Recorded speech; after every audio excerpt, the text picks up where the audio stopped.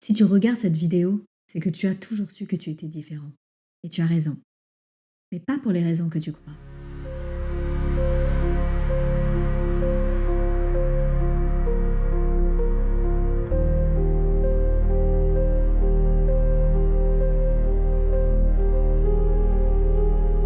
Bonjour à toutes, bonjour à tous, bienvenue, je suis Arma Latina.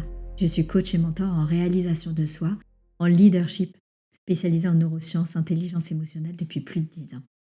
Dans les prochaines minutes, je vais vous révéler pourquoi cette différence que vous vivez, comme parfois une malédiction, est en réalité votre plus grande richesse.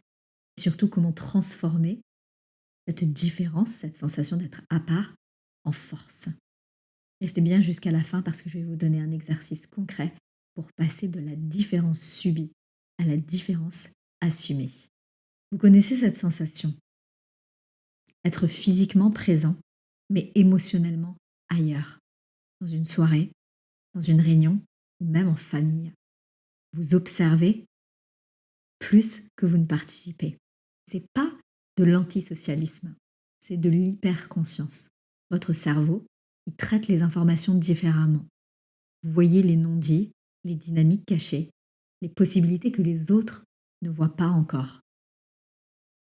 C'est 3 signaux que vous êtes finalement, on pourrait dire, un outsider créatif. Tout d'abord, vous questionnez ce qui paraît évident. Quand tout le monde dit c'est comme ça, vous vous demandez pourquoi pas autrement. La deuxième chose, c'est que vous ressentez avant de comprendre. Vos intuitions arrivent avant vos analyses et elles sont souvent très justes. Ensuite, vous avez besoin de sens, pas juste de succès. L'argent et le statut ne vous motivent que s'ils servent à quelque chose de plus grand. Donc si vous vous reconnaissez dans au moins 2 de ces points, vous n'êtes pas bizarre, vous êtes câblé pour innover. La plupart des gens différents développent ce que j'appelle le syndrome du caméléon social. Vous devenez expert pour vous fondre dans le décor. Le résultat, c'est que vous excellez à être quelqu'un d'autre, mais vous oubliez qui vous êtes vraiment. C'est un véritable cercle d'auto-sabotage. La première phase, vous sentez votre différence. Deuxième phase, vous interprétez comme un défaut. Troisième phase, vous la cachez, vous la modifiez. Quatrième phase, vous perdez votre essence, vous perdez qui vous êtes. Et cinquième phase, et on revient après au départ, vous vous sentez vide même quand vous avez réussi. Moi-même, j'ai passé des années dans ma jeunesse à essayer d'être normale, d'entrer dans le moule.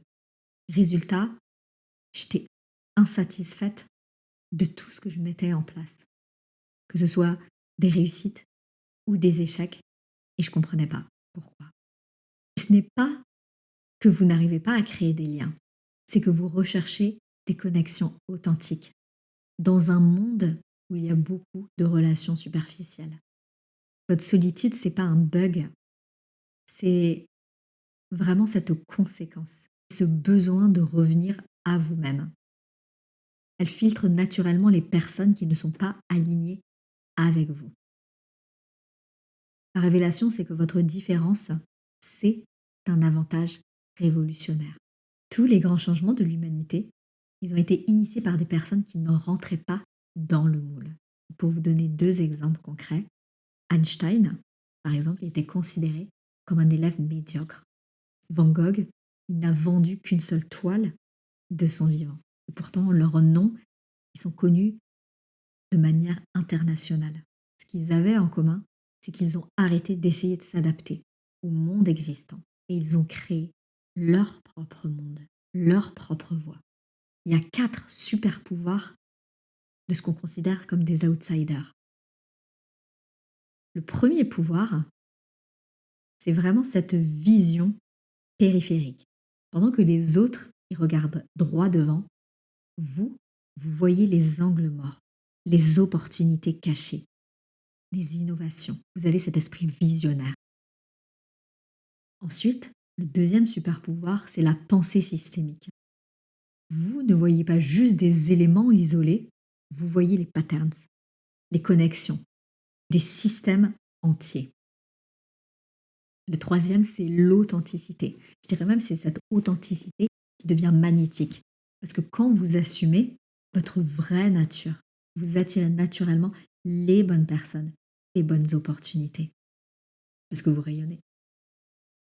Enfin, c'est la capacité d'innovation. Je vous parlais de cet état d'esprit de visionnaire. Parce que vous n'êtes pas limité par comment ça se fait habituellement. Vous trouvez des solutions originales. Vous n'êtes pas dans vos limitations. Je vous propose maintenant un exercice pour mettre en pratique, pour pas juste rester au niveau du mental, mais venir créer un premier niveau d'intégration. Vous pouvez le faire en regardant. Prenez 30 secondes maintenant. Pensez à un moment où vous avez résolu un problème différemment des autres. Je vous laisse quelques secondes. Vous pouvez mettre pause. Les questions associées. Quelle était votre approche unique? Quel résultat cela a-t-il donné? Voilà votre signature unique. C'est ça votre don. Au lieu de vous demander comment puis-je m'adapter, demandez-vous comment le monde peut-il bénéficier de ma différence. Ça crée vraiment ce shift mental, l'inversion des perceptions.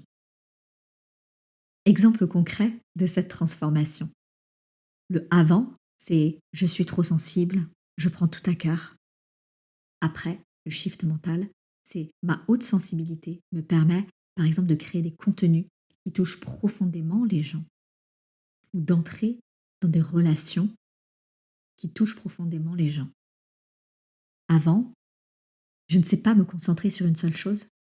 Après, ma capacité à connecter différents domaines me donne des, je dirais des prises de conscience uniques, des créations uniques.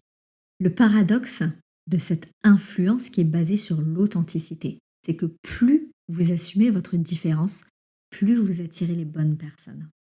Moins vous essayez de plaire à tout le monde et plus vous créez un impact profond sur quelques-uns. C'est vraiment l'effet de l'entonnoir. 3 promesses à vous faire. Tout d'abord, je choisis l'authenticité plutôt que l'approbation, même si c'est inconfortable au début. Et c'est normal parce que c'est une nouveauté. Je vous rappelle, votre système interne déteste la nouveauté, même si c'est pas bon pour lui. Deuxième promesse, j'utilise ma différence comme une boussole. Si quelque chose demande que je renie qui je suis, ce n'est pas pour moi. Sans compromis, non négociable. La troisième promesse, je deviens le changement que je veux voir. Au lieu d'attendre que le monde change, créez votre propre réalité. Soyez la personne qui va ouvrir une nouvelle voie. Soyez ce visionnaire qui ose, qui influence, qui rayonne. Avant de fermer cette vidéo, faites ceci. Écrivez dans les commentaires une chose qui vous rend différent et dont vous avez toujours eu honte. Puis vous la reformulez comme un super pouvoir. Je vous répondrai personnellement. Puis enfin, vous partagez cette vidéo à une personne qui se sent différente comme vous. Votre différence, c'est pas un accident, pas un accident cosmique, c'est vraiment un design intentionnel. Vous avez été créé pour ça. Le monde, il n'a pas besoin de quelqu'un qui est un clone de plus. Il a besoin de vous tel que vous êtes. Si vous avez cette différence si particulière, c'est pas pour rien. De votre vision unique, de votre approche différente, de votre courage aussi d'assumer cette authenticité. Alors oui, ça va demander d'être vulnérable et inconfortable. Si vous êtes différent, c'est que vous êtes capable. Arrêtez de vous demander la permission d'être vous-même. Le monde, il n'attend qu'une chose. C'est ce que vous avez à offrir, votre plus grande richesse. Je vous remercie infiniment pour votre écoute. Prenez soin de vous. Encore une fois, c'est une richesse d'être dans cette différence, de se sentir à part. Je vous dis à très vite pour la prochaine vidéo.